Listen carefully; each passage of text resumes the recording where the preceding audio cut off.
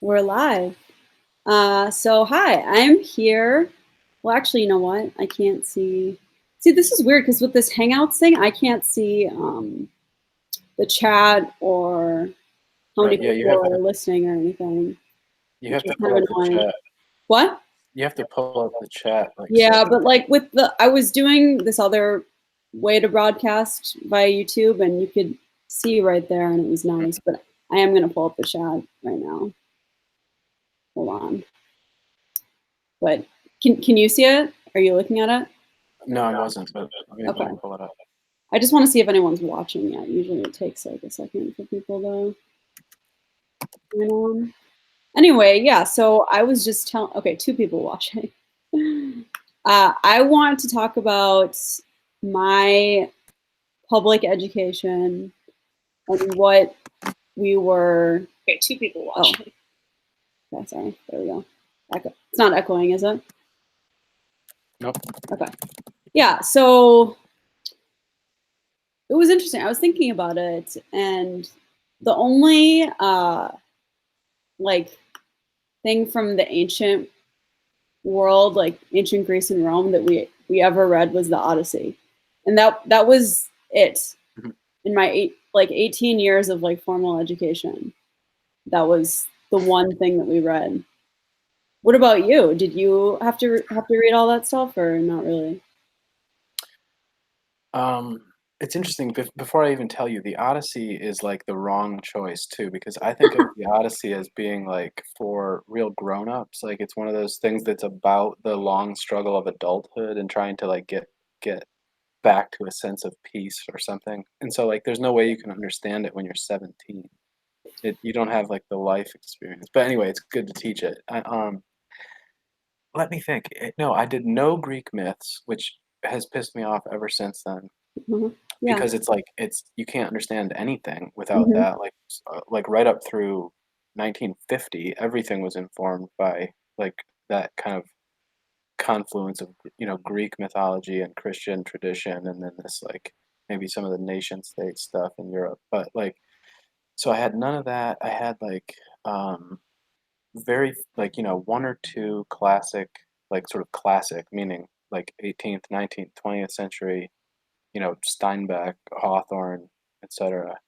Like one or two of those every year, but it was always like it would be like I remember in seventh grade we were supposed to read Great Expectations, Hmm. the Dickens story. It's like why would I? That's like the dumbest choice ever. It's like some manorial drama, like it had nothing to do with my life, and it was hard to access for me. Did And Did you read the Scarlet Letter? That was actually one that we're assigned, but like I yeah, see yeah, the agenda in it now. yeah. Well, I think that same. Yeah, we did, but I also think the Scarlet Letter was too much for me when I was that age. Like, I really like it now, but when you're 15 and you haven't even knocked up a Puritan woman and had her husband show up and everything, like you don't have, you don't really have the context. It is hard. I mean, I will say it's hard to do. Like, it would be hard to get all of the context you need, but if there was a program for it, like starting in kindergarten, you could easily like prepare a person to be ready to read the Scarlet Letter even by age 15. It's just that they didn't do that for us, right? Did you were you assigned To Kill a Mockingbird? Yeah. I think that's maybe nationwide. Hmm. Oh That yeah. book is across the board. I think everyone had to read it. What did you think Yeah. of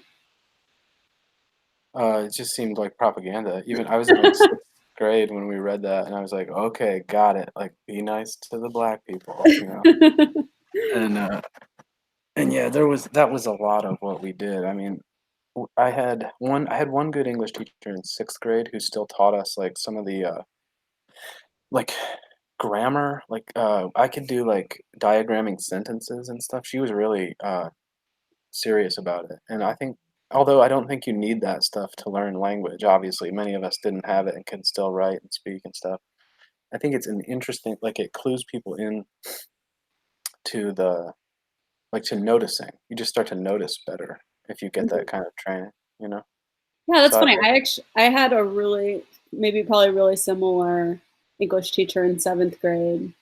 That was, yeah, she would go, you know, when we would write essays. He Yeah, was the only teacher I remember still, for some reason, that would actually mark every single thing, and it did really help for sure. And she yeah. was old. I think actually, like, she retired the year after I had her. She was like really old school. But that's something I definitely remember. But, you know, And also we also had to read classics. Like we chose classics from a list. We had to read in I'm her class. thinking I'm thinking now, I also, like, I have to admit, I wasn't a good reader. Like, as a kid, I was too into, like, sports and girls and life, and it was really hard for me to read before I was about 18 or 19. So and especially, like, these I mean, I could read, like I remember reading, like, the autobiography of Jackie Robinson or, um, like, I read some, like, my dad was a college basketball coach, so he had all these, like, self-help-ish kind of books. Like, did you ever read the M. Scott Peck books or, like, Og Mandino? Like, they're, like, kind of romantic, optimistic or positive. They're just kitsch, basically, but I read some of those. Yeah, I read Um, self-help books that my parents had in their house too. My parents aren't Melky's being so chill because he's trying to not wake someone up or something yeah, or yeah, my wife's still sleeping in the, guest room with our baby, and so right. she's tired and going to bed early, but she says she doesn't mind me streaming as long as I keep it down, Yeah.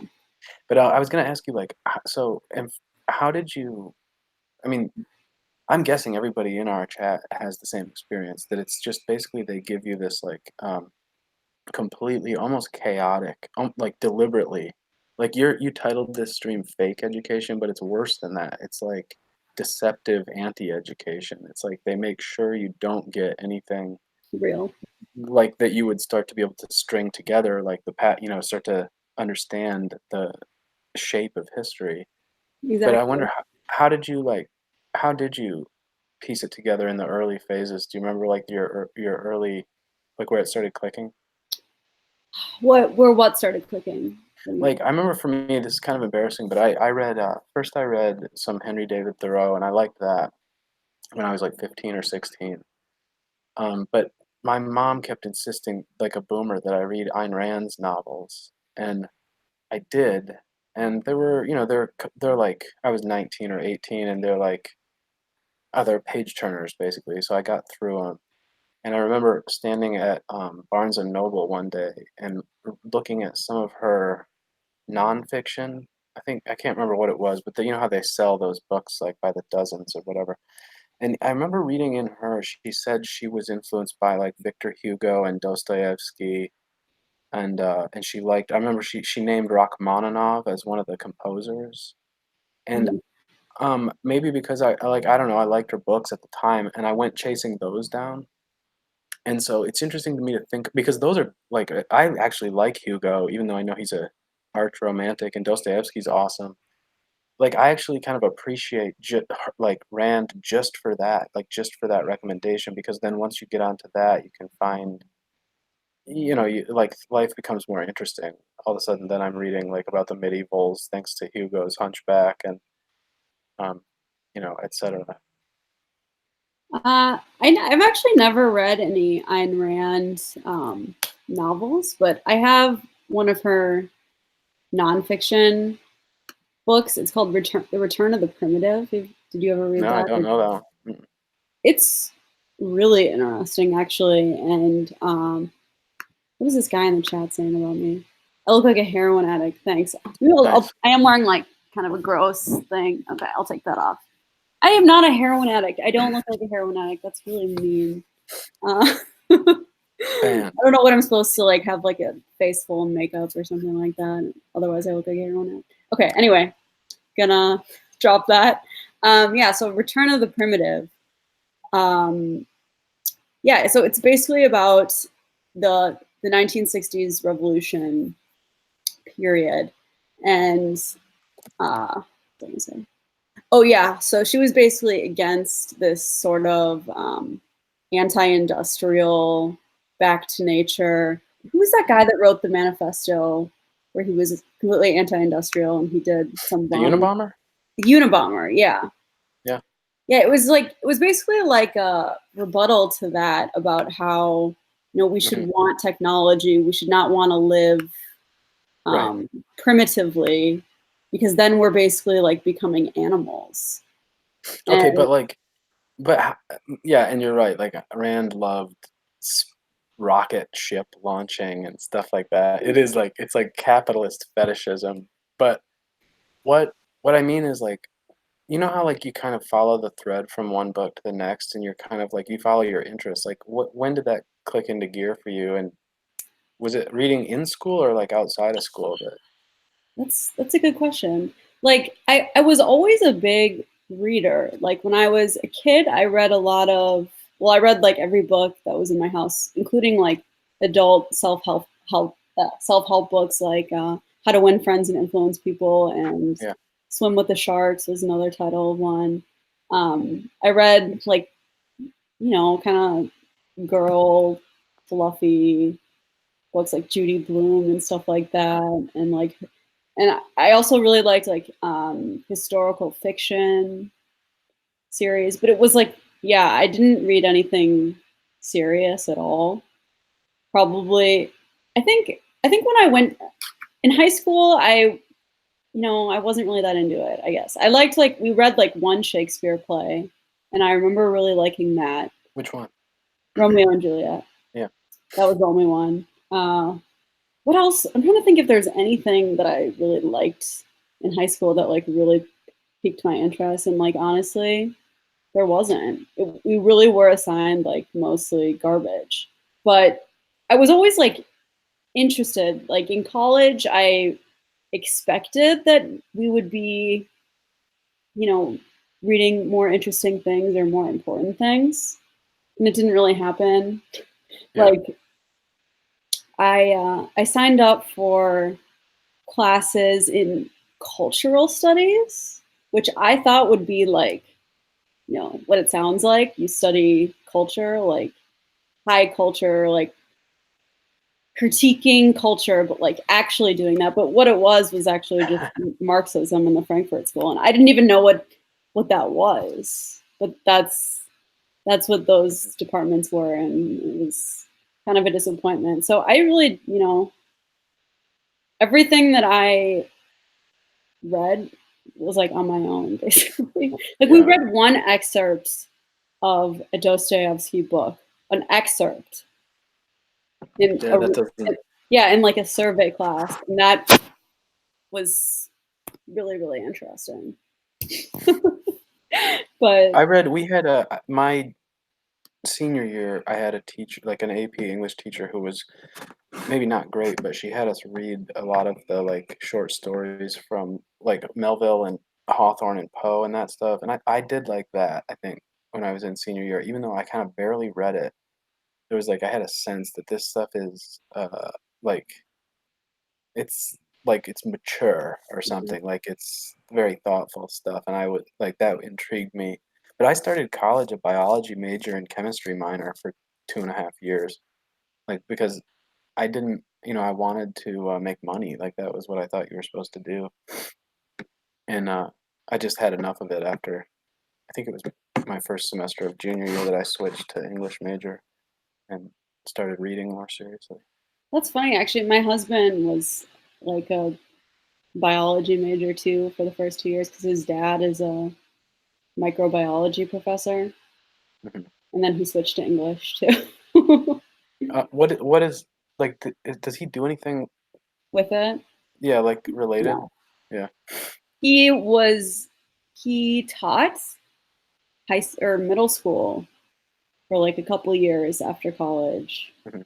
and he didn't like it. So, It's hard to do that. I did, get certified to teach, and so I taught once, like, the student teaching semester, mhm. like, 10th and 12th graders, and actually, it was really fun because I taught, like, stuff I hadn't read before. I taught some Sophocles and I think Hamlet and some Camus and stuff, and it was like, when you teach stuff, you really do get to learn it more because you don't wanna be on the spot, so you read it really closely.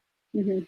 Um, Yeah, actually, I read The Stranger like my like ex-boyfriend gave it to me, and no, that stuff is okay. I feel like it's nihilistic when it comes down to it. And that's kind of how I feel about like we were assigned Catcher in the Rye in high school.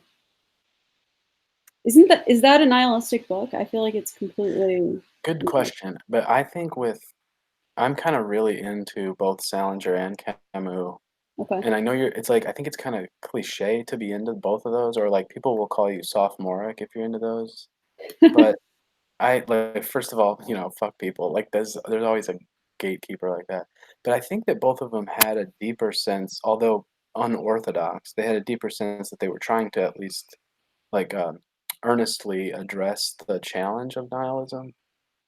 So, like, they're not content with it, you know? Right. I mean, the characters might be, like, the character like, this the character in The Stranger or, what's his name, Holden Caulfield, these seem like kinda nihilist characters, but it's, like, the same with Dostoevsky's Underground Man, it's like, he's a disaster, like, nobody wants to end up like him, but that doesn't mean the writer takes the same perspective, you know? Yeah. That's interesting. I just felt like there was no conclusion at the end, I Yeah. guess. Well, and also, like, I read all of Camus' nonfiction, so, like, Myth of Sisyphus and The Rebel, his voice comes through, like, way more clearly than it does as, like, as a novelist. Yeah, he doesn't solve it for you, but anyway, yeah. I'm like, it's really interesting because I spent 10 years, from, like, 19 to about 29 calling myself an atheist and, like, only vaguely interested in, like, maybe Buddhism, but not really doing any like, I would've kind of identified positively with those characters almost because 'cause they don't put up with the bullshit and they're, like, alienated and real, there's Modern. something about that. Yeah, modern, yeah. So, but, yeah, so, like, what else? Tell me about like and you majored in art history? Yeah, I started off as history, but this is gonna sound silly. Or no, wait, did I? Yeah. So I ended up dropping the history degree because I w- well, we were supposed to take like non-Western history, and I spent like a couple days in this like Japanese history class, and I just couldn't stand the professor, so I ended up dropping that. And we did have to do one non-Western class for art history too. So I did Asian art, and that was really boring. Yeah, yeah. Asian art is like it's like there's nothing I can say about it. I went to China when I was an undergrad too, and we learned some of that stuff, and I remember, like, their whole scale and music is different, and it's you kinda just go like, "Okay, but I don't know what to say about this." Like, I'm sure it's good from some perspective, but Yeah, but it but doesn't. There's no creativity. Like it all looks the same. Like it really does. what do you think of this painting? It's A okay. as an enunciation, like a modern like, It's so cliche, man. it's 1980, Of course it is. and yeah, it's like, I've been thinking It's so about banal. yeah, You I've know? been thinking about the Annunciation paintings a lot, and it's like no one can do what the Renaissance guys did, where, like, with, the golden plates behind their head and Fra stuff, Angelico is what you're thinking of. right, but, like, I'm looking at the modern Oh, ones, okay. and they're all, like I mean, I don't know, they're just all they don't quite Boring. like, yeah, and it's like, why is that? Why can't we paint like Fra? Because it's not for God. He But was somebody has to believe in God now. he was yeah, but it's not artists, because they're not like people need to be inspired, you know? But yeah, like Fra Angelico, he was like a monk. He Right, painted his cell, and that was like the beginning of the Renaissance. And he's yeah. he's actually like could become a saint. He's like a blessed. person right now, which is one Yeah. step below saint. But am I listening to a couple of Jews critique European art? No, Melky is not a Jew. He's just a I wannabe love Jew. Lou. Lou Duva is so, nuts in the chat. Like, I like him. I don't wanna censor him, but, Yeah, he's not being creepy, so at least I not was right this second. what about Leda and the Swan? Here's one where, like, the Greek mythology would have helped, because there's so many paintings of Leda, um, like and, like, I remember the first one I saw was actually the Dolly, the, what does he call it? Leda Atomica, and, like, I didn't even know what this was. I was like, "What?" Like, wow. I was like, "Wow, Salvador Dali, he's such a he's such a nut." Like, because I didn't understand the mythos behind it, you know? I do like Dolly actually. No, you should Yeah, I like Dali too. no Google the Temptation of Saint Anthony paintings. Yeah, Dali's, it's awesome, That right? one actually, that wasn't the one I was thinking of. He does have a really good one, but there's Oh, okay. another even better one. Actually, my favorite. I don't know how we started talking about this, but my favorite era of art or like time and place is like the Dutch early Renaissance. Yeah, Like I like them. I know that's kind of cliche, but it's so good. Like I, I love that busy stuff. That's the one I was thinking of. Oh, which one? Here? the guy's head. Go down, Down. scroll down. Oh, yeah, yeah, That one right there. yeah. Yeah, I, that's Dutch. yeah, holy shit, that's I awesome. I've love never that. seen it. But, yeah, like, the reason I brought this up is because so many of these paintings, like, are or were actually, the internet has made it really helpful, right? Because you can just Google these paintings, and a lot of times it will explain the myths and stuff behind them. Mhm, But, like, these paintings are incredible, like, condensation of ideas mhm, and, like, or that's yeah, crystallization or whatever of ideas. But, like, they're almost being hidden by the fact that we're not teaching people what they need to know in order to, like, to understand or to read them, right? yeah, that's exactly the point because in art history, I'm an art his I did an art history degree. We were not ever, like, assigned to read the stories of the paintings. Like, we would only really talk about, like, the colors of the paintings. Like, they Right. put um, formal analysis of painting. Yeah.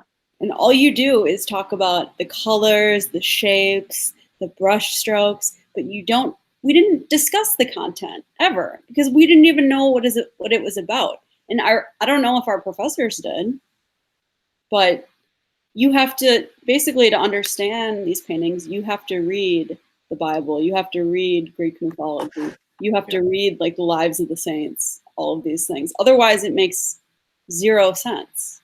Like it's You just know, an there's no context. another yeah, 100%. And, like, this is a, like, crisis. Like, if we don't I mean, because it's such a thing to lose. Like, these are the best thoughts that people had that, like, it just makes me mad. I remember actually when the Notre Dame Cathedral burned down, I went back and looked at a section from the Victor Hugo book, The Hunchback of Notre Dame, and he talked about how for 1,000 years almost, the cathedrals at the heart of Christendom were like basically they were the like template on which were written the best ideas in theology. So you those especially those Gothic, with all the little things all over the facades of the churches, the little like, gargoyles and touches, and all of this stuff is like it's playing out biblical, sometimes even mythic scenes, and so even the illiterate peasants in the village could like know it. They could learn all this Hmm. stuff. The Stations of the Cross and the windows and stuff. Like this is all to help the illiterate peasants understand the stories. And Hugo's argument was that basically this is all going to be replaced by books because books can like communicate all that same information but way cheaper And I think he was right in the sense that there haven't been, I mean, since literacy became very widespread, there aren't really, cathedral builders in the same sense that there were kind of before Gutenberg. Mhm. And it's interesting to think about, but the same goes for the paintings. I just think we're losing them because people like it takes a little bit of time or something, and that history or the education to make them come to life, kind of. Yeah, I don't know. But it's worth it. I think it's because people don't believe or, like, they don't have Yeah, like, their faith even if they have some sort of faith, like, it's weak, you know?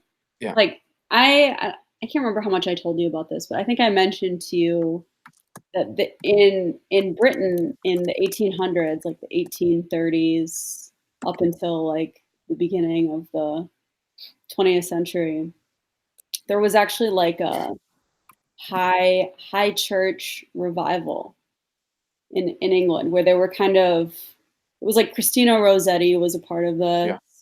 yeah, There's some other people you can look this up. It was called the Oxford Movement, and they were basically trying to like recapture like the medieval mindset or like the medieval aesthetic.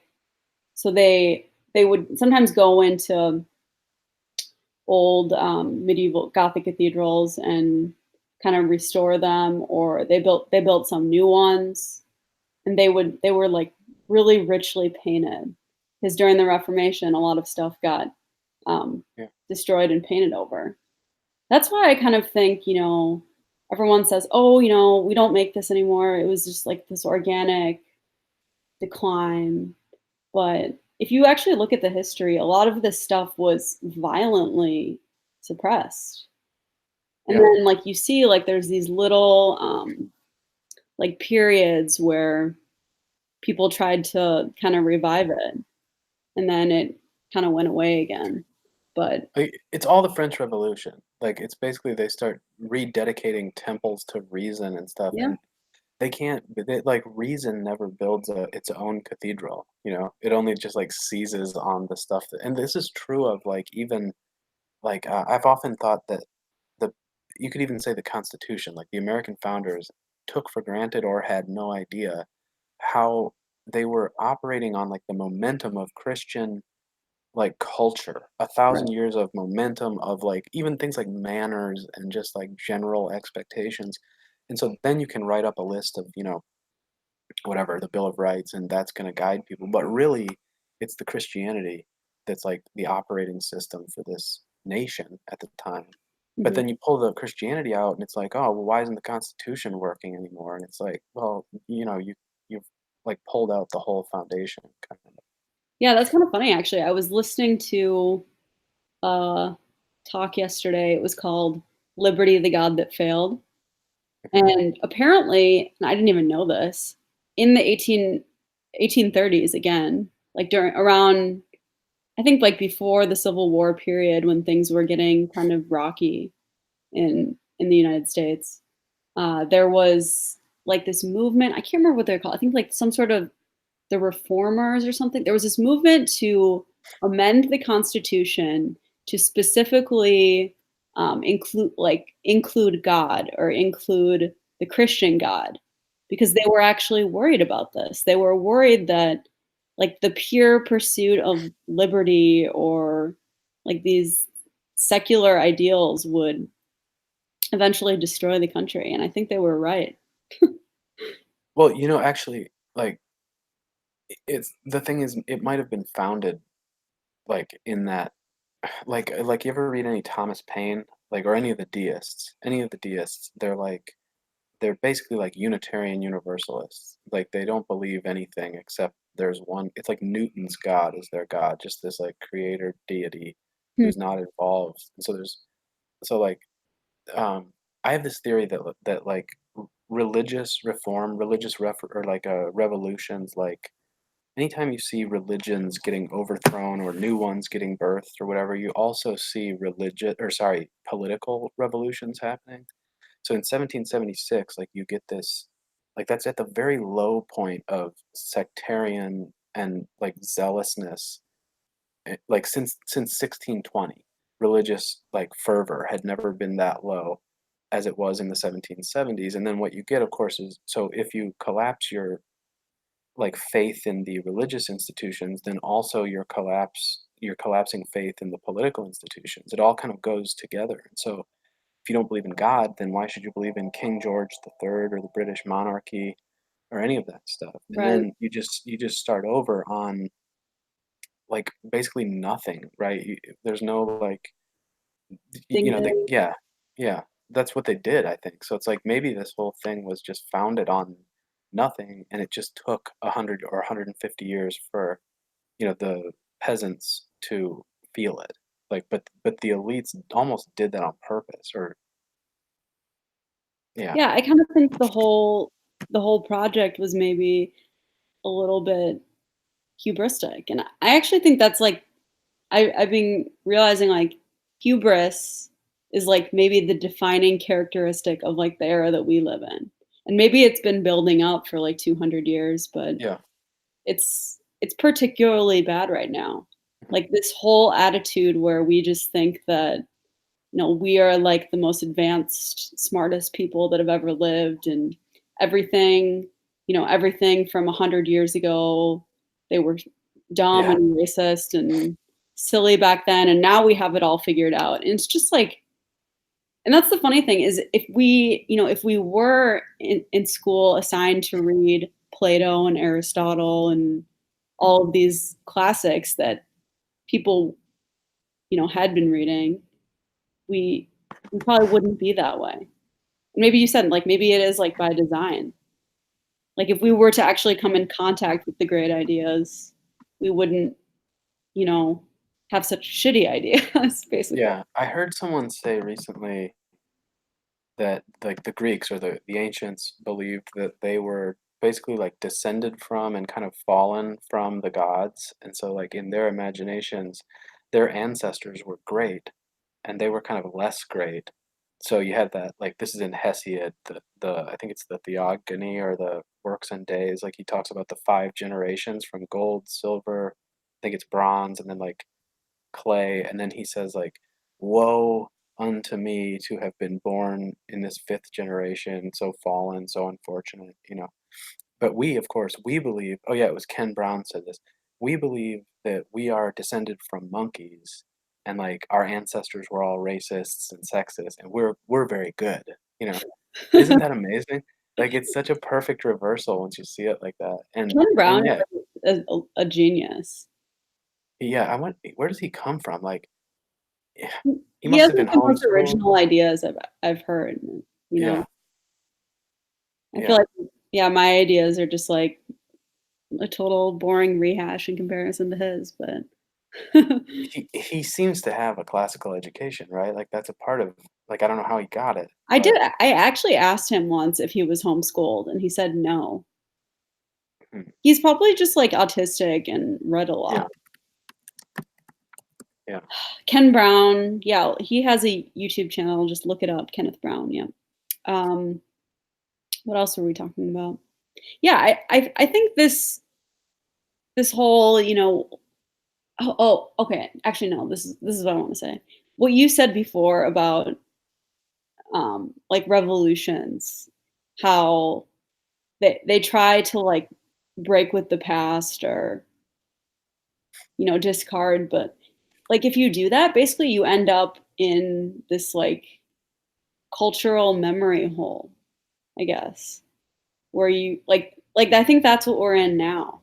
Like, it's almost a new dark age where people Mhm, have no, like, reference to anything that didn't happen, like, 5 minutes ago, basically, and even, like, it's what's interesting, like, I'll be, paying attention, like, "Oh, this street is named after this this saint," or whatever, and no one mhm, even knows, like, who that was. right, And, like, people don't find that weird either. Like, that's the weirdest part about it is, like, um, we're living in, like, this, like, remnant. yeah. Oh, yeah, No one and no one even has, like, any desire to learn about it, I guess. I don't know. That wasn't a yeah. great thought, but No, I'm pulling up a quote I wanted to read from, this Romanian French kind of semi-fascist like philosopher aphorist named Emile Choron. Have you ever heard of him? No. He's I think he's a really good writer, or at least the translator who translates him does a great job. But let me see. I'm gonna actually zoom it so you guys can see here. Just a sec. I'll pull it up. This quote gets me so much. I think he said this in 1936 or so. So we're coming up on what is that? About 85 years since screen share application here. Um, and so he says, can you see the? Oh, yep. I'm looking now. Okay. So he goes, what will be the physiognomy of painting, of poetry, of music in 100 years? No one can tell. As after the fall of Athens, of Rome, a long pause will intervene, caused by the exhaustion of the means of expression, as well as by the exhaustion of consciousness itself. Humanity, to rejoin the past, must invent a second naivete, without which the arts can never begin again. Isn't that Who is awesome? this? Choron, he wrote like bunches of books, but one of them, The Trouble with Being Born, is the book. Physiognomy of. Hey, Moon Man. Hey there. How's it going? Good. Pleasure to be on the stream. I'm gonna listen Okay. for now, but Hi, Moon Man. know. Yeah, it's perfect because I might have to get off here in about 3 minutes. Okay. I was gonna talk to you about Parmenides though. Oh If yeah, my just real quick. we'll Yeah, do some other time. It's fine. Yeah. yeah. Let me like so. Yeah. Okay, this will be a perfect way for me to exit, I guess, because we've been talking about like the classical education.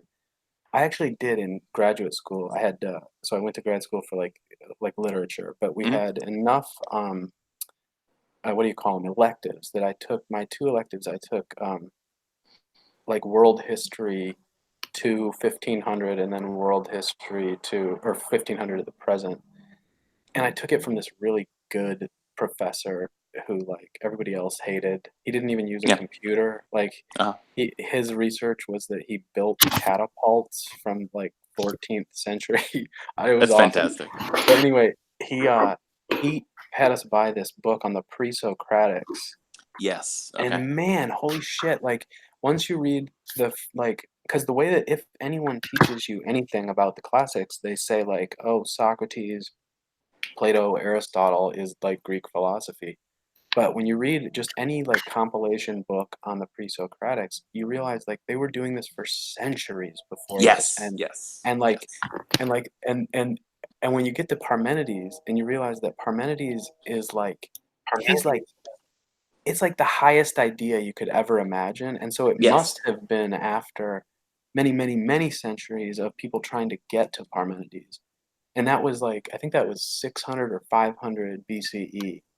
And it's just such a red pill because you just realize that like this has been going on forever and we're Yes. stuck in this like cycle and it changes your view of history from Mhm. the like the linear progressive view that they try to teach you where like everything was bad until 1800 and then the industrial revolution and like just learning about Parmenides and Heraclitus and all the other guys like it's so mind-blowing. Plus yeah, the whole thing about oneness and like it's basically shamanism. I mean, whoa, dude, do a research project on Parmenides to get woke. Sorry, Yeah. my computer is dying. That's why I'm moving around trying That's to fine. plug. Keep it But going. the second half of Parmenides is one of the weirdest things ever committed to writing by a brilliant person. That it's if you've read, you know what I'm talking about, right? You mean the poem? No, I mean the dialogue by Plato, Oh, Plato's Parmenides. Yeah. Yeah, it's absolutely mind-blowing, and it's like I and think it's it's even doing weirder that in on Greek. purpose. Oh, I Even can't weirder read in Greek. Greek. Can't read Greek, I but can read Greek badly, and it's bizarre. It's the strangest thing. It's yeah. um Well, you I don't mentioned know. in wherever we were talking something about aporia, which is that sense of like complete disorientation Yep. and resetting of the mind or something. Hmm. And yeah, my reading of Plato's Parmenides is that like that's exactly what the dialogue is designed to induce in the readers, which is amazing because then Plato is this genius who was able to take what he heard spoken Yeah, among Parmenides and Socrates and like translate it into writing and retain the essential feature of it, which was that like whatever that is, like that's basically induces a mystical experience if you can follow it. But it's bizarre, and maybe we'll I feel like I left academia not 10 years ago, nearly 10 years ago, for a a life in the first the military, then financial services industry, and hearing you talk about Parmenides on Twitter was a catalyst for thinking thoughts that I haven't thought in half a decade. So thank you for that. yeah, absolutely. And it's like, isn't it amazing that we had to find each other here? Like, it's so frustrating because I feel like academia is full of people now who like who just roll their eyes at the idea of Parmenides.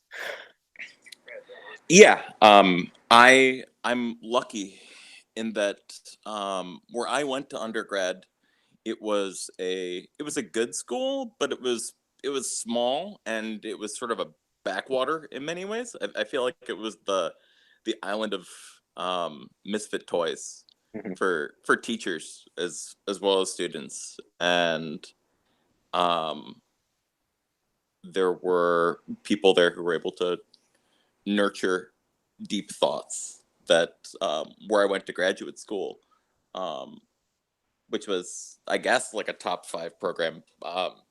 Nobody thought terribly deeply about anything. Yeah. But Uh, Man, dude, let's do a whole stream this summer. I yeah, got we'll, most we'll of the figure it summer out. off, Okay. so I'll track you down. But yeah, and Vivian, thanks for having me on. Sorry I got to bow out here. That's okay. All right, have a good one, guys. Yeah, you too. Oh, hey, maybe Ash should come on. That'd be fun. Yeah. Cool. Ash, if you want to come on, you can. Crap, I wish I could message you on here. Actually, I can. Hold on. I'm gonna send you an invite, or I'll send everyone one. Anyway, sorry, I didn't actually know what you guys were talking about. There is so Plato has a bunch of dialogues that usually don't get read. Like everyone reads Republic, or you read a little bit of Euthyphro or something if you take a Greek philosophy class, right? But there's I don't know if there's 30 Platonic dialogues, and some of them are extremely weird. Um, Plato, the second half of of Plato's corpus, he arguably abandons the theory of forms um, in light of a criticism levied against it in a dialogue called Parmenides. And Parmenides is a pre-Socratic thinker who wrote an epic poem that was acknowledged as being deep and important by Aristotle, by Plato, by everybody in classical antiquity, but of which only, I don't know, half, a third survives, Hmm. if that. And the dialogue is extremely cryptic, but extremely deep. They're talking about what it means for a thing to exist, and in what sense sort of diversity, plurality is a matter of illusion or something grounded in ontology. And there's no consensus among scholars as to what the dialogue even means. Hmm. Like, so it's That's so and to cool. read it's really hard. It's a total mind fuck, but it reading it, you sort of you feel like you're thinking like God. That's how I would describe Parmenides. So Okay, I'm writing this down. what? I'm writing it down. Yeah, Parmenides. It's pretty cool. Do you I wanna would I don't know recommend. if you were listening when we started this, but do you wanna tell us or tell me, a little bit about your, like, education like, I don't know if you went to public school, private school. Um, what to say? Um, What kind of school was it?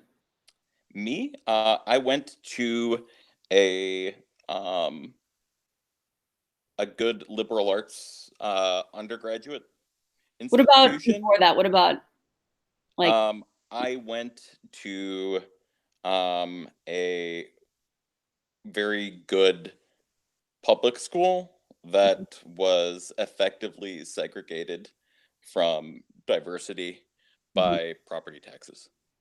mhm. Um, the average ACT at my high school was 28. Wow, that was what I got, so Okay. Yeah. So yeah, average ACT at my high school was 28. Um, That's impressive. I mean, it was a very high pressure environment, but and I did really well on standardized tests, but I just didn't do my homework. Mhm, And uh, but I had nearly perfect ACTs and SATs, so I got into a good place that gave me a lot of money. And then I went to a graduate program in philosophy, and I don't know if I kicked out or did I quit. I think it was a little of both. But um, and then I struggled to find my way in the world for a while, and now I do. Um, what am I now? I'm an air hunter now, so I'm an applied local historian. I research um, people who died with money but without any known relatives, mhm. and I find their heirs. Um, and I hook them up with a lawyer in exchange for a cut. I give them all the research that's necessary. I have over a 90% success rate. If I sign someone up, they're going to get their money. Um, and Yeah, so I'm an air hunter now. I use those research skills to keep me from being a total neat. So, What, like, what books were you assigned to read in high school? Do you remember? oh, yeah. I had some literature classes that were built along the lines of a great books seminar. Mhm. Yep. Like Mortimer J. Adler style. Yeah. So, there I read what um Man's Search for Meaning by Viktor Frankl. I read Freud. I read, uh, you know, uh, The Death of Ivan Ilyich. Like there were all sorts of, but then there were also the standard books in your freshman and sophomore years, like Catcher in the Rye and Catcher in the Rye. What about To Kill a um, Mockingbird? We were talking about that a little bit. if I was assigned it, I probably didn't read it. And I just bullshit my way through it, probably. Yeah, that was, Um, like that I think every person in America is, like, assigned to read that book in high school, and it's such a crappy book. yeah. It's just a I propaganda book. Yeah, yeah. Oh my God, Their Eyes Were Watching God by Zora Oh, Neale yep, Hurston. yep, yep. Mhm. Yeah, I don't know. Yeah, all kinds of stuff like that. When really what we should have been reading was It's a great book. Plato's Parmenides and Tacitus and shit. Like instead, I'm reading about I don't know, Zora Neale Hurston, Yeah, reading fucking Maya Angelou or the Chiwana Achebe. I don't yeah, know. Chuan I was just gonna mention Chuana I don't even know how to if that is that how you pronounce it? I think so. Yeah, Yeah, that, I think so. Things Fall Apart, that was, like, Yeah, the big read that we did. I think it was, like, yeah. 11th or 12th grade, and I don't know, everyone actually liked it. I was, like, the on I thought the main like, I don't know how much you remember about it, but Yeah, I remember it decently well. I The think, main character was like a psychopath. Like I yeah, he thought he was. was. He was a psychopath, Yeah. and what I don't know, for the people in the chat, like, this is a book by Chiwana Achebe, who is a Nigerian writer who was actually pretty good. He's a pretty good writer. Uh, about this very traditional Nigerian tyrannical father who, like, beats his wives, and I was so disturbed by all of that. yeah, and like, I don't know. Uh, I One thing I took from it was sort of like, well, the noble savage is a myth, and I'm glad that Yeah. that the British ground their culture into dust and gave them something better. I mean, that's sort of like what one could take from it, but that wasn't anything that people would have given me a good grade for writing about. So That's yeah, I just really didn't like it. And I don't yeah, know. It's always stuck with me because I remember everyone else kind of liked it. I don't know. yeah. No, I just thought that, like, this father figure is a savage. He's a Yeah. Yeah, savage. basically. That's what I thought too. Yeah, he's a savage, and I don't know what I would hope that Achebe thought that this was, um I don't know, An example to learn from? him yeah, him sort of giving a fair, honest, ugly assessment of traditional culture in Nigeria or Yeah. something, because Mhm. yeah, this guy is just a brute. Right. Um but No, what's interesting? So you mentioned the Great Books program, like the Mortimer yes, J. Adler. I'm a huge fan of him. yes. It's kind of funny. I was at a library sale the other day and I found Uh, the whole set of the Great Books and I bought it. oh wow. There's like 100 volumes or something. It's like huge. Yeah, It's still sitting sure. in the trunk of my car. But Yeah. yeah, what's Is kind of cool, there's actually like some smaller like liberal arts colleges that do still run their curriculum around the great books. St. John's. St. John's. Okay. Yeah, they have a campus in Santa Fe and a campus in Annapolis, Maryland, and then there's also Shimer College in Chicago. That was Okay. a very, very small school. I don't. They were fighting to keep their accreditation or whatever, but like, um, and there are other places too where you can go for a great books experience. If you want to go to Yale too, like, you can you can get a high quality classical education at Yale, or Really? yeah, that's what I hear. Yeah. Um, I U Chicago, U Chicago. yeah, I know they banned safe spaces there. Yeah, I mean, but one thing about U Chicago is they have workshops where people go to, like, intensively read texts in the sort of Mortimer J. Adler Mhm. way. Um, if you're in the humanities there, um, your workshops that you go to, like the sort of pseudo seminar type clubs that you will go to read important books like that, are as important as your classes, even though they're not for credit or anything. Hmm. Um, I don't know. Yeah, I looked up. That's So there used to be something called the Junior Great, or actually there still is. It's called the Junior Great Books Program, uh-huh. and this is like basically the outgrowth of like the official Great Books organization. Hmm.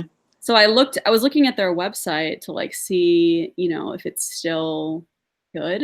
And Hmm. they changed it. So Oh, really? it's diverse now. Like Oh, it's not shit. it's like world literature. Like they had to add in women because like the original Mortimer Adler list included 0 women and Yeah, was like 100% European yeah, people, and he got a lot of like pushback for that, but he didn't like he definitely like defended that, and he was totally aware of all those issues. yeah, sure. But yeah, the new like whoever like took control of his organization, it's pretty sad actually. Like they just totally They changed it. cucked. It has it has nothing to do with, like, maybe they'll throw in like a couple, Mark Twain or something, but it's Yeah. all like, multicultural authors that you've never heard of that are mainstream. Last I heard, St. John's still kept to their canon um, of important texts. Yeah. Yeah, Um, this is the junior great books. It's like some sure, program that sure, yeah, yeah. schools can use. I remember doing that actually in we had a clever kids group, and starting in second grade we were reading from the junior great books canon. I don't know, I don't remember even what we read, but like um yeah, I imagine that went first because elementary educators, high school educators are really paused the fuck up. They have no standards intellectually, um culturally, that can't just be changed on a whim. And my for Mortimer J. Adler, my impression was that he could get away with um, keeping the canon intact because there had been a lot of cultural inertia in that way. The previous generation or people like him, the silent generation, they'd grown up in a time before all that shit got woke, right? Hmm. And I don't know, they could refer back to the way things had always been done. I don't know. It still had some sort of some provenance to it, but my sense is that as the silent generation dies off, that now what we've seen with a pedigree to it is this sort of like wokeness, right? And to maintain tradition is now to be a reactionary, Yeah. it's not just inertia, it's not just conservatism. You need to be a reactionary in order to um Be normal. conserve what people have been doing for hundreds of years, 1,000 years, right? Hmm. um so I think what we're going to need to do is create our own spaces, create our own institutions in a very deliberate and conscientious way, because we don't own any cultural spaces anymore. What do you think about just like infiltrating these private, great books, colleges, and things that already exist? I think that um, it's very difficult um, to subvert an academic institution because the administration is totally paused Mm, and most of the professors are paused, and there's a certain percentage of people that owe their existence to the pause. sure. Like, I know if you read the Spandrel, I really like him. He's a sort of neo-reactionary writer. He blogs at Bloody Shovel at WordPress. Yeah, I've been to that. It's been a while, but I remember. Yeah, I mean, like he's got a series of essays on bio-Leninism, right? That I think describe the diversity racket in its many dimensions just perfectly. Like, if you wanted to control institutions, one of the best things that you could do as the left, right, is to fill it with these people who are only there because they depend upon your program, right? They depend upon uh, diversity quotas. They depend upon um, the sort of like less majesté uh, uh, applied to blacks, right? That you're not allowed to insult. Insulting a black is like insulting the king in Thailand, right? Yeah. Um, the fact is that these people are in positions of prestige, and they have middle class incomes because of this um, cultural cancer that they're agents of, right? And if that were to go away, then they would be fucked. So any institution where they make up 10-20% is very, very difficult to turn around, if not impossible to turn around. Yeah. Dang, that's a black pill.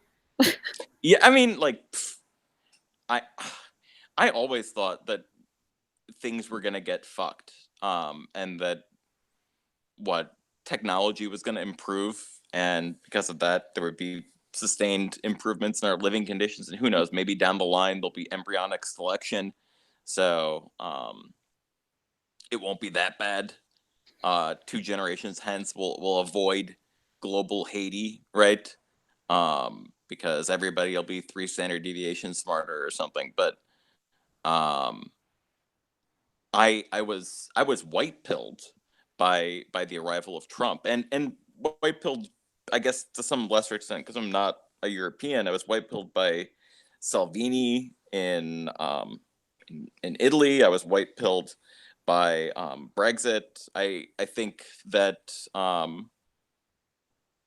the the frog had been boiled too quickly, um, and there was going to be a reaction. So I don't know. It'll be an interesting time to live through. Um, you know, I'm afraid of death, right? Well, I was talking about this in a chat. I don't know if you heard this, like, but I'm not afraid of death during the day. I'm afraid of death at night when I turn the lights out in my room and I'm going to bed, right? Um, the thought that Jesus shit, I'm maybe 35% of the way through, my time on earth, right? And then it's just oblivion for eternity afterwards. But I'm trying to find some way of being less bleak and or to be more thankful. And I'm thankful that I wasn't born in the Neolithic era, or that I wasn't born as, I don't know, like a fucking shrimp or something, rather than a human being. Um, and in some sense, there's never been a better time to be alive. Even if there's the pause and shit, because I don't know, people died of oral cysts 100 years ago, and people had to fight and die in a world war 70 years ago. So I think we're still okay. It's just not as good as it could be. You know what's interesting about that? Like I think about that all the time. Like I'm always, oh, it'd be so much easier if I lived in like the 40s or 50s or whatever. Like everything was so intact. Yeah. But like the weird thing about the time we live, it's like we live in this like it's like a soft totalitarianism where you're not, you have to be careful. This was actually interesting. I was listening to Roger Scruton talk with Douglas Murray, and they were saying like, that like the modern ideal is that you be like as harmless as possible to the people around you, which is like a weird way of putting it, but I think that's pretty accurate actually. You can basically do whatever you want as long as no one knows about it in a way. Like if you're in private, you like the possibilities are pretty endless. And the other thing that makes me grateful is that like we have so much access to like every book or Yep. in 10 seconds. Yeah. That is totally unprecedented, and that is something like which makes it easier to kind of like live this like in this alternate life, even though you're still like in global homo. Like you can exit from it. Like all of the resources that you need to like exit are there. It's just a matter of doing it, basically. And there's the matter of our not being able to live in a community, that Yeah. has our values. That's the other thing, right? Like, Yeah. imagine if the Lucosphere were Yeah. not, I don't know if we were a town or if we were just, an apartment building or something, or if it was like, if Lou Duva was my neighbor, right? Oh god. Right? Or Yeah. um yeah, and Like that's normal. Like that, what normally we would be able to like in a normal world, we should be able to like talk to our neighbors, but like I don't want to talk to my neighbors. I don't want to talk to my coworkers because like yeah, I feel like I can't talk to them about anything that yeah. is meaningful. uh I Yeah. mean, It's like small talk or like hedonism, basically. yeah, yeah, sure. um I mean, you have a family Yeah. that you're creating too. Yes. Yeah. So that you have that tied to tradition.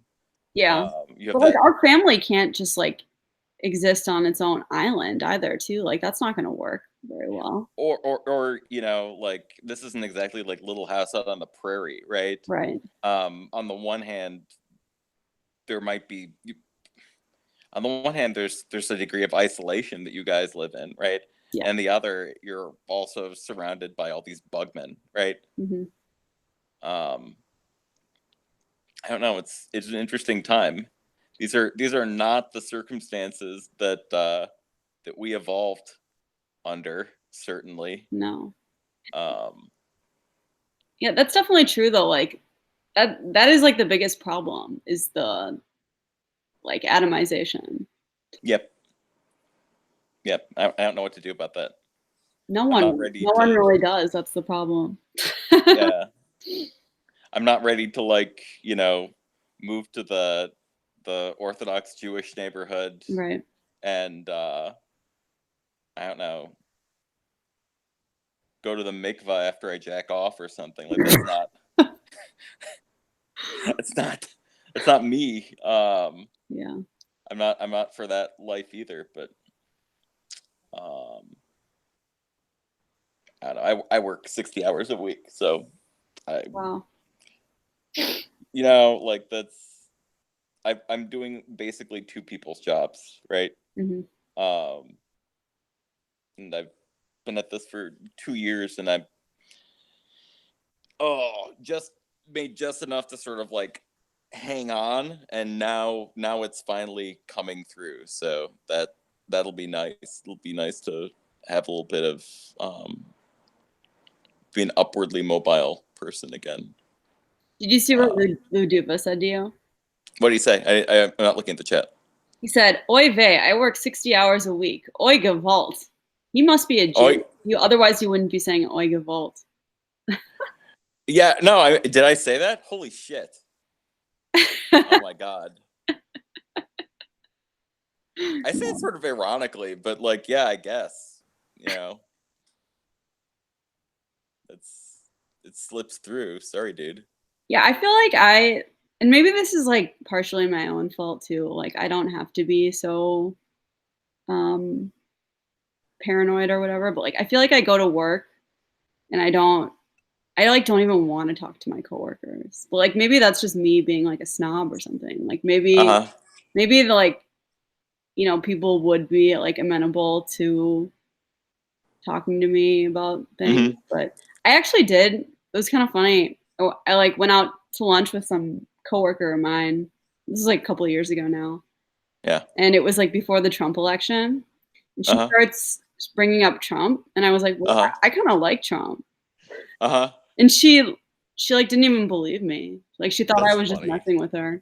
So it's like, That's funny. well, yeah, I can like try to have these conversations, but either like people won't believe me or they'll just like, you know, Yeah, it just won't compute. It's won't like, compute, right? Does not yeah, compute. it's like in those movies or something where the aliens have just like excised the part of people's brain that lets them notice that they're walking around everywhere, right? Yeah. It's like they live shit. They just it filters it out. No. Oh, I had worked on my ex pretty well. I've been in a 6-year relationship, and I gradually transformed my Hillary Clinton voting girlfriend into kind of a closet shitlord. Hmm. But um, but that ended. So um, I don't know. I'm pretty socially isolated at this point, but Yeah, I feel like um, I'm trying not to be. uh-huh. I'm trying to like not neglect hanging out with people in real life because I think it's important. But like, But I mean, you have a kid, so I do have there's a there's kid, yeah, always that too. Do true, you have but like childcare? he doesn't say much, like he's That's true. That's true. He didn't do a whole lot at this point, right? Yeah. the other like the double-edged sword of the whole access to like any information anytime I want it is like Uh huh. sometimes like actually hanging out with like normies just like is boring. Uh huh. Or like Yeah. No, I mean that's true. That is true.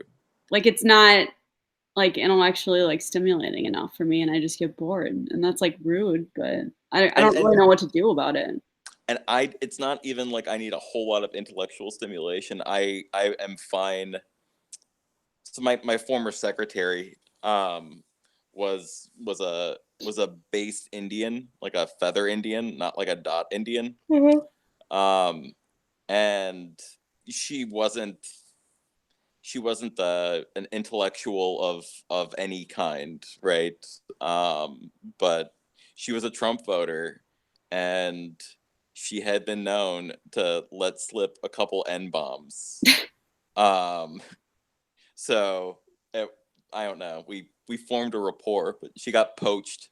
She got poached by someone closer to her home. So now I have a normie secretary. Um, Interesting. yeah, and I can't send her racist memes or something now. Um, yeah, I want to. Part of me thinks that I should try to put her on Luke's show or put her on uh, or something because she's a character and her story about like going from being totally apolitical to being a Trump voter, Hmm. I think is just so perfect to what people have been saying in terms of his message, or I guess this sort of like populist right wing shitlord kind of message, just reaching people who had been unactivated politically, right?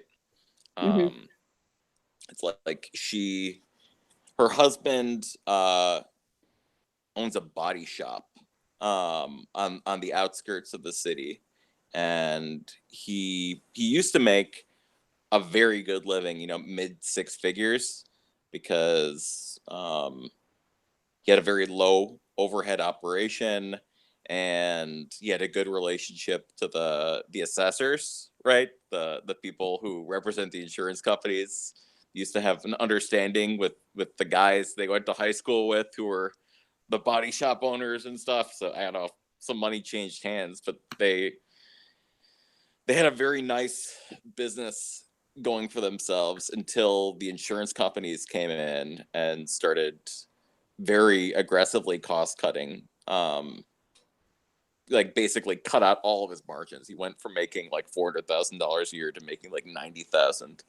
Um, and at the same time, her neighborhood um, got a big old dose of diversity because um, this is Chicago, and there was a lot of real estate downtown that people wanted to develop, but in order to develop it, they needed to ethnically cleanse it. So the housing projects were closed down and moved out to the western suburbs where the working class white people who were ethnically cleansed during the 70s and late 60s moved out to. Mhm. Well, they're now getting their schools overrun by diversity, and her home value collapsed as a result of that. Like, I don't know, people like her just got totally fucked over. Totally fucked over by the arc of the last 20 years. And it's not like the Republican platform of like wars in the Middle East and a better environment for Wall Street or something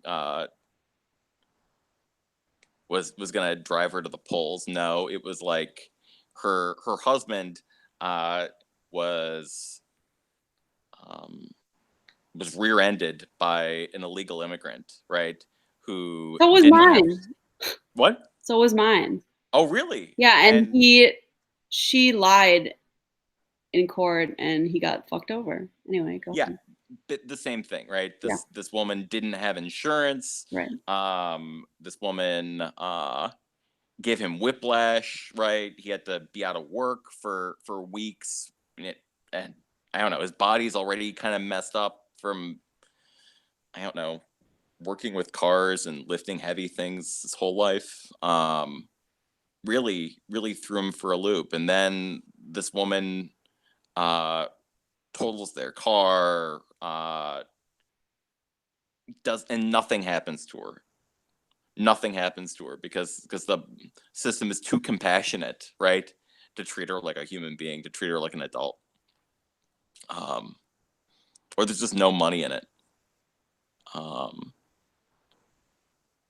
No, And sorry, yeah, no apology said that he had his car totaled by an illegal immigrant too. Actually, I think the woman who hit my husband's car, I don't know if she was illegal. She was like an African woman. yeah, yeah. Messed No, up. yeah. And then her son got hit by an indigenous um, black, and she didn't have insurance. Her son did, and even though it was this other woman's fault, she wound up suing their insurance because she claimed that she had gotten injured, and they just settled with her. They just settled with her, and their insurance went up, and I don't know. Her son got injured in the car accident too. It's just like anarcho tyranny, just anarcho tyranny for these people. Mhm.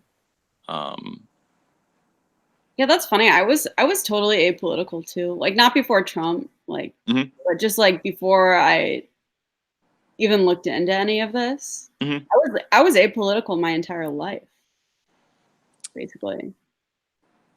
I mean, Yeah, I mean, I've been kind of to the right of Attila the Hun for most of my life. like did you know that you were though or not really? Cuz I think I was too. I didn't even think about it. My parents grew up in an ethnic neighborhood in a major city that was ethnically cleansed by or I guess a white ethnic neighborhood, like, you know, Poles, Slovaks, Jews who came over from Eastern Europe, right? Um, that was destroyed by the end of redlining, by the end of segregation, right? And though they're both professionals, they grew up blue collar and they remembered that. Hmm. Um, and I don't know, I read the bell curve when I was in like 8th grade, and I was red pilled early. So the mountain came to Muhammad. Um, it was 15 years ahead of the rest of y'all on being red pilled. See, I feel like I was always like race conscious. in a way. Yeah. I mean, I never believed that we were all like the same or whatever. Like I don't think I ever really thought that, you know? Like I was never naive. Yeah, sure. People really are though, when it comes down to it. Oh yeah, yeah. Like the thought would never occur to plenty of people, right? Um, I don't know. I guess I'm low in agreeableness, right? And I'm high in openness. But um, maybe that means that I'm willing to entertain heterodox and sort of perverse ideas. Because like it really is kind of perverse to be like, oh shit, our whole model of society isn't workable because we're treating these formerly oppressed people like, you know, they're fully enfranchisable citizens when they're really not. Like that's Mhm. a pretty dark thought to be having. You have to just be the sort of person that goes around looking for unpleasant things to think that, right? But Yeah, it's like that whole thing where Mencius Moldbug is like, I don't know if you read that, but he uh, was, um, uh, an open letter to open-minded yeah, progressives. Yeah, that whole thing where he's like, you know, like these are the sorts of ideas that are on the fringe of the fringe of the fringe that you won't find anywhere, almost anywhere. yeah. So like who like what kind of person is going to like even entertain something that seems so like esoteric and far out? But like, Because even if it is yeah, true, even if it is true, like it's weird, you know? it's it was a normal way to think maybe 100 years ago. Hmm. Um, I so for my work, I spend a lot of time in archives, right? Looking for 100-year-old obituaries and shit like that, right? And um, if you if you put like uh if you put nigger rapist into like ProQuest historical newspaper search, right? You will see some amazingly based historical newspapers. Hmm. Um, look at the um, kinds of editorials that people were writing in 1890 in Oklahoma, or look at travelogues from I don't know, like 1910 in Haiti. There's a you ever listen to American Dissident Voices? Mm-mm. Nope. That's the William Luther Pierce before podcasts. It was, I don't know, him on his ham radio or some shit, like giving his hateful sermons, and they're pretty good. I think they hold up pretty well to any, you know, shitlord stream that people would listen to today. Just go through. You were saying that you wanted to like listen to weird shit, right? Kind of. Yeah, if you want to listen to weird shit, like he's got days and days of these American distant voices. Um, they're sermons basically. They're yeah, white nationalist 2 or 1.0 sermons that he's giving. But he recommended a travelogue um, where black rules white, a um, a white man's journey through the depths of Haiti, by a guy named Hesquith Pritchard. I don't remember if it's like before like 1890 or if it's in like 1910, but it's this guy who he doesn't like brag about himself a lot, but he's definitely a badass. He was like a British Royal Marine who had been to like Cameroon or something before on a tour of duty, and this is like at a time, you know, when the average life expectancy for a white man in the interior of Africa was like 6 months. This guy spent like years down there. Yeah. Um, and he went to Haiti after the sort of Haitian Revolution had died down, right? Because they killed all the white people there, right? They killed all the mulattoes, and they had exiled all of the people that were capable of maintaining civilization for the better part of like 40 years or something. And he, I don't know who put up to it, but like he decided that he was going to go there and write a book about what it is that he saw, like what had happened to this island where the blacks had kicked out all the white people and had taken it upon themselves to, create this new nation. Um, and man, it's a pretty fucking red pilled You'll have to series of takes. send me that.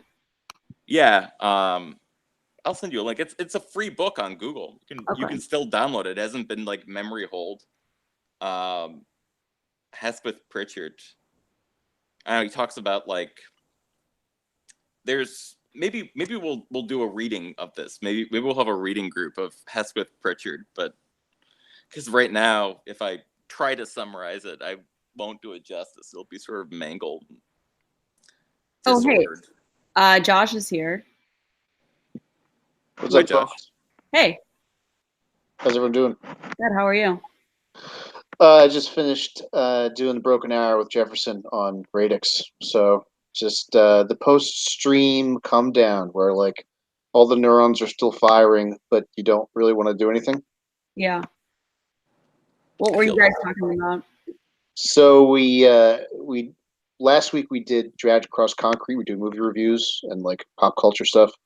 And that movie was really terrible. Really bad and really depressing because it was just a savagely anti-white movie. So we usually, when that happens, Sorry. Dragged Across Concrete, the last Mel Gibson movie. It didn't even go into the theaters because it was an evil alt-right movie, but it turned out not to be like that at all. All of the white guys are losers and they get killed. In the end, this black guy steals the gold that Mel Gibson was trying to. Well, spoiler alert! I just ruined the movie for everybody. Sorry, but anyway, so this stuff happens, and it ruined Jefferson and my mood for a whole week. So today we talked about Black Sabbath and Dio. Dio? Basically acted like a bunch of teenagers smoking pot in our basement and like, dude, it's rainbow in the dark. Nice. You're a Dio fan? Should I kick me? No, I do like Black Sabbath, but should I kick Lou Duva out of the chat? No, he's fine. I mean, like, I don't know why he's here if he's not having a good time. He's being crazy. I know, it's fine. I mean, if he wants to be here, then I don't know. Lou's a troublemaker. Oh. Lou's actually been banned from the Jefferson Lee live stream, I think. Really? Hey, Josh, I have some questions for you. Did you go to like a public high school, private, or what? What was it? What was it? Catholic high school. Catholic high school. Oh, that's even more interesting actually. What sort of books did you read? Like what kind of assigned reading did you have? Like what book? Oh gosh, I don't even remember. I blacked out high school. It was so terrible. What did we read? Bell Jar. Really? In a Catholic school? Weird. A bunch of Shakespeare. A whole lot of Shakespeare. Okay. Oh my gosh, I really can't remember. I had a really miserable high school experience. Why? What happened?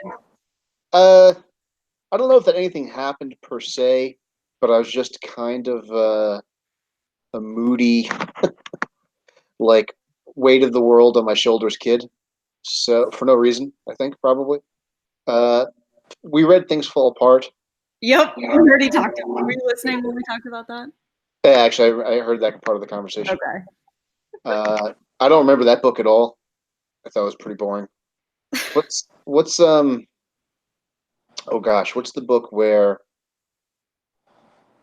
I can't even pull to mind. Are they going to It's like a bunch of explorers and Heart of Darkness. Heart of Darkness. Read that one.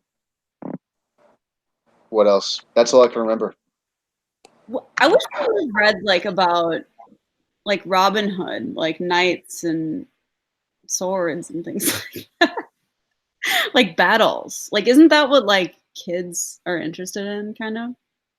I read Tolkien on my own because, yeah, I liked fantasy, orcs, swinging swords, and things like that. I did a lot of reading on my own, not just what was the stuff that was assigned, but yeah, the stuff they assigned was like the we had a lot of shitlib material, unfortunately. Yeah. Mine. Oh wow. Sorry. There's a. Okay. Is that gone now? There's a little feedback. Yeah. I think I went like the school that I went to a public school, and I think it was more progressive than usual. Maybe because I may be a little younger than some of you guys. Not that much. How old are you? Both of you. Mid-30s. Mid-30s. Okay. Yeah, 33. Okay, yeah, I'm a little bit younger. I'm 29.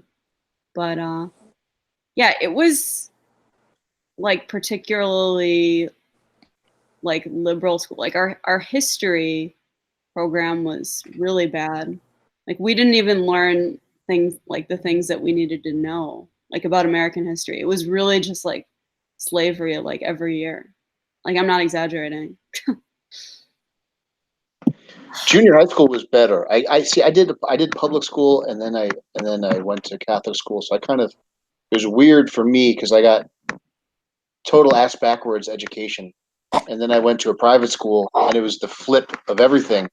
So I'm like answering questions, giving them the shit lib answers of everything, and they're Really? like, "No, it's this." I'm like, "Wait, what the fuck are you talking? What were these people telling me then?" Anyway, it was a lot of slavery, a lot of Native Americans, a lot of Martin Luther King Jr. It Yeah. made my dad have daily heart attacks at the dinner table because I'd be like, "Oh yeah, we talked about what happened to this Native American tribe," and I would just watch his teeth grit as he tried to chew the chicken and not have a fucking migraine. Yeah. Yeah, I just was kind of bored by that stuff.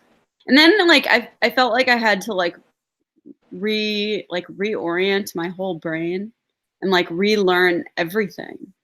Like I just like once like one of the I don't know how to phrase this.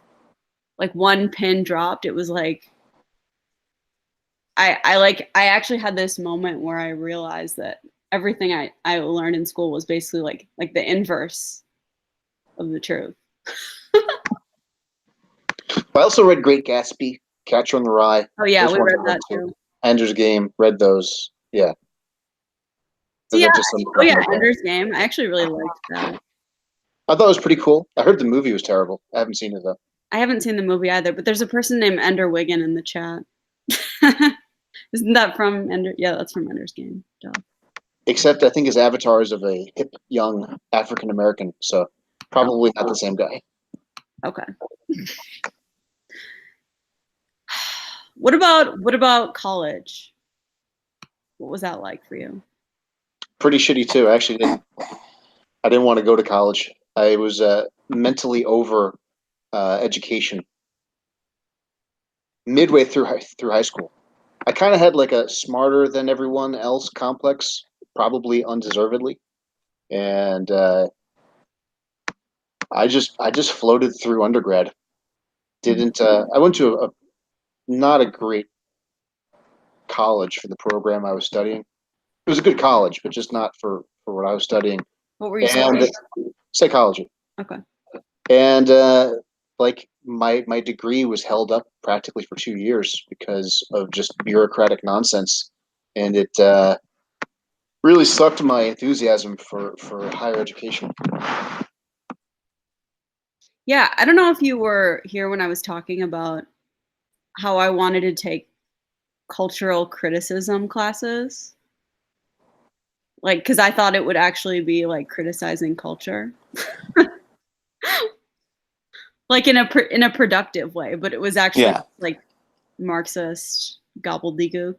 That was I never liked it, and I actually got. Yeah. I remember we had to read Walter Benjamin, whatever the hell his name is, and I thought that was I didn't even understand it. I thought I was dumb for like not getting it, and I had to write a paper, and I Yeah, got like a C on the paper, a C minus.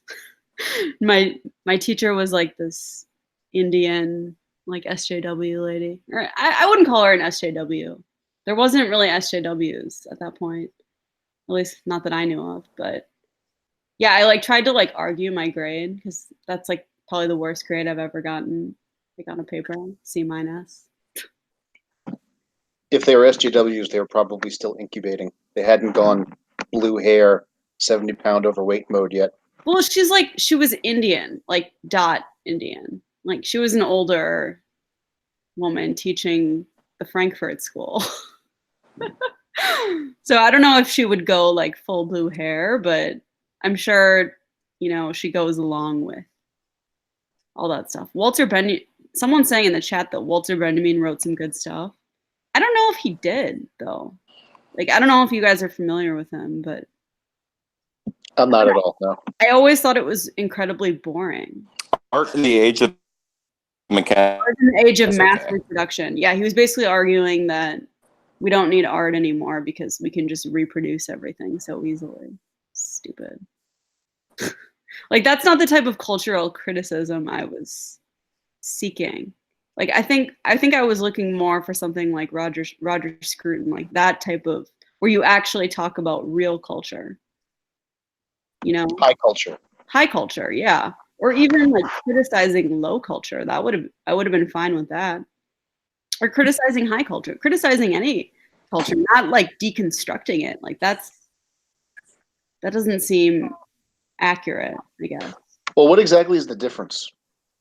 Deconstructing or criticizing? Yeah, what's the difference between deconstructing versus criticizing? Well, if you're criticizing something, you can give it like a good criticism, I guess. Constructive, like to improve it, as opposed to eliminate it. It wasn't so much that I wanted to, critique things. I just wanted to I guess I wanted to talk about like the direction that culture was going in, because I didn't like it. But that wasn't at all. Like it was a total misnomer, like I thought cultural studies, like we would talk about movies or something, but it just. Well, like cultural criticism could be like saying, I don't know, all of this bullshit about like Black Lives Matter. Right. It could be anything. But like, how is it that this is in keeping or not in keeping with empirical facts about like who actually does get victimized by cops, or I don't know, like who are the people that are really being abused in society, or what would be a more appropriate response to the actual abuses that happen or something, right? That's like a real topic for cultural criticism. Or I don't know. One could also think that there would be two sides to many issues, and in a cultural criticism class, it's instead mostly just applying sort of Marxist conflict theory to some element of society that other people haven't totally talked to death already, or maybe they have talked it to death already and they're just reiterating whatever the pious platitudes are, right? Yeah, I guess it was like they wanted to like deconstruct like art in general, like, and I never wanted to like get rid of art, like that's what it seemed like. I think what was the name of the guy, Duchamp? Like he said that he just wants to get rid of art. I never. I mean, what? Why? Or what would be in place of art? Art was corrupted because it was too. This was in like the Roger Scruton documentary where showing this footage of. I don't know if you guys know Duchamp. He was like the urinal. Yeah. Artist. Yeah. Yeah. So, a urinal artist. Yeah, Armut. You know what no. that is? So don't. his big, like, most famous artwork was called Urinal. And it was a urinal, and he signed it R. Mutt, and he called it like a ready-made art. It's bullshit. It's like that was like the beginning of like conceptual art. He was French. Oh, so it's tough. Yeah, the idea that someone would just sort of like, I don't know, that someone would take a dump, right, on a cardboard box, and Right. then put it in a museum, Yeah, right, and of course. say that this is art, right? And I don't know, what is that? Is that just a con job, right? Is this some sort of like bizarre signaling game where you try to pull the move that's counterintuitive, right, and Yeah, he sort of said count on vagueness, in an creating interview that he thought that meaning to it. art was too focused on the visual, and we should just get rid of art. That's what he actually said that. So like his urinal, like it was basically a big joke, I don't know. I can't think. you know?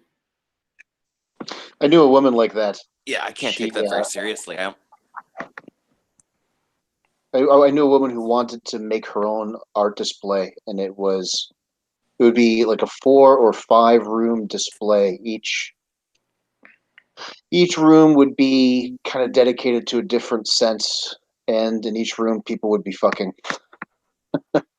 And there Really? would be like, yeah, and there would be like gooey things on the walls and what have you. And the woman was totally up her own ass, but it sounds kind of like what you're describing. Yeah, it's just like, and the sad thing is like people didn't just like laugh that off. Like that became like the dominant thing. Yeah. It's kind of unbelievable. And it's kind of funny. I don't know if you guys watched my Beetlejuice stream, but like the woman in that movie who's like an artist like makes these really abstract, kind of stupid, ugly, really ugly, like super 1980s sculptures. But and it's like it's supposed like no one likes it, like no one's supposed to like it in the movie, but then like in real life, like people do pretend to take it seriously. Or at least art people take it seriously, right? When does the joke end though? When the right wing death squads show up. Hold on one Yeah. second. Yeah, I mean, I think one of the problems is that we don't have money, you know? If we could create a prosperous culture, or if we could put on a good show ourselves and tell everybody else to fuck off, and have appealing looking customs gatherings, then people would want to join us. If we could make being, you know, a reactionary cool, or make our parallel culture cool, then maybe people would want to join it, and maybe then we get more power. But It is think, cool. It doesn't need to be made cool. It's just that there's so much wall-to-wall saturation of stupid Game of Thrones, piss Christ, Katy Perry wearing a chandelier type bullshit. Yeah. It wouldn't be like so bad if there was actual like real art. And you know, people say, "Oh, like we don't need painting anymore because like we have photography." Like that's a lie. Like that's what they told us in art history, and it's not even true. Like that's like a conscious decision, you know. Like the advent of photography doesn't.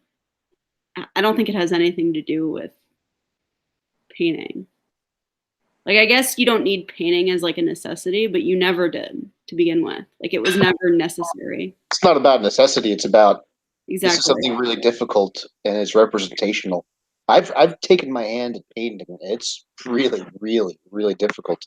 And the thing about artists, not that I'm going to go art historian here, But the thing about artists in the past is like they would study the human body. They would, spend time in hospitals or in morgues, or I mean, it wasn't just like I'm of two minds of this, but it wasn't just like you pick up some pastels and do whatever the fuck you want. Exactly. They learned from like a skilled master. At the same token, I kind of do like, like was supposedly the CIA infiltrated Jackson Pollock nonsense shit. Like some of it I do like. I don't totally get I'm not on board entirely with the everything modern is degenerate, it's all crap, blah blah blah. We need Roman statues everywhere. That stuff is cool. It's definitely impressive. I could never do that. But some of the more, abstract solipsistic stuff, it is kind of cool. Like I do like getting into someone else's experience, even if it is a little bit deliberately incomprehensible. But once you start getting urinal art or things like that, I mean that's clearly a bridge too far. Yeah, and that was over 100 years ago too, which is crazy. Yeah, and that's now become the norm. Like you go into a modern art museum and most of it is just bullshit like that. Also, like public sculpture. Like I kind of see what you're saying, Josh. Like I kind of like sympathize with that in a way. Like I kind of like some of the mid-century modern design. I'm not so sure about like the art. Like I guess it's more I would consider it more like decoration than art. But what I don't like is when I see like these stupid like abstract public sculptures everywhere. Yeah. Yeah. Like when there could be actual like real sculptures. Like that's what there used to be. Like I don't need to see that. And like usually it looks completely out of place in a city with like old buildings. It just doesn't even work, you know? No, Part of my it's sense is that it's cheaper to build that like bullshit modern art Right. Public sculpture. Mm-hmm. I don't know, there's one in downtown Chicago, like a big Picasso one that's just like, I know, I guess it's huge, but it was really simple and easy to make. And you walk into the old city hall, and there's so much like crown molding and shit that all had to be made by hand. All this like old brass work that um, all had to be cast sort of like individually and put together by guys who knew what they were doing. That it's just so much more expensive to do any of that nowadays. I wonder if like modern fabrication techniques, like I don't know, 3D printing, get to be good enough that people can make intricate, realistic art again in sort of a monumental scale, but more cheaply. If we're gonna see things change, It is better to look at. Like it just is. Like I understand like not wanting to be like living in some alternate universe or whatever, but like when you're in like the classic environment, like it feels more right, I guess. I don't know, that wasn't the best way of putting it, but. Anywho, well, thanks for inviting me. I'm gonna boogie. It's a late night. Yeah, I actually need to end this too. yeah, it was good. Have a good night, guys. All right, Take it easy. bye.